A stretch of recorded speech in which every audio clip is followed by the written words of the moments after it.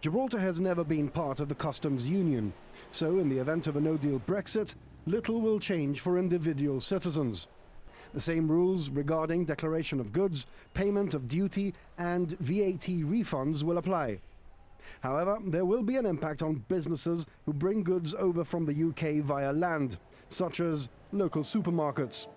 This is because the UK is currently in the customs union, but in the event of a No Deal Brexit, the UK would leave the union, and lorries with goods leaving the UK en route to Gibraltar will be subjected to customs formalities and VAT payments upon leaving the UK. In addition, there is some concern from the business community regarding the importation of foods from the UK which come from animals. Under EU laws, any such goods entering the EU from a third country, transiting through the EU, and departing the EU to another third country will have to go through certain protocols. They must pass through a border inspection point on entry, examined by a veterinarian, and sealed. On leaving the EU, it must pass through another border inspection point, again certified by a veterinarian and checked that the seals haven't been tampered with. Now, here is the potential problem. There's no border inspection points approved by the European Union in La Linea, which means that, according to this directive, in the case of a no-deal Brexit, there is no authority in La Linea which would allow these goods to be released for import into Gibraltar. GBC understands that certain members of the business community have expressed concerns about these logistics and have even considered the possibility of other means of transport to Gibraltar, such as by sea.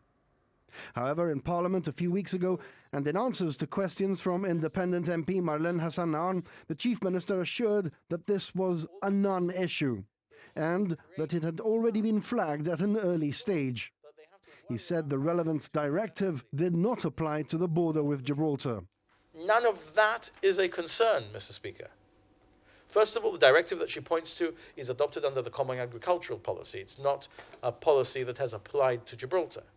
The government is fully aware of these issues. We've been aware, not now, we've been aware for a number of years now since we did our heat mapping and we analysed what the issues might be in the event of a no-deal Brexit. There are a number of solutions already prepared for, the implementation of which will start in January, as I've already indicated will be the case, to ensure that these are zero issues by the time we get to the end of the first quarter of next year.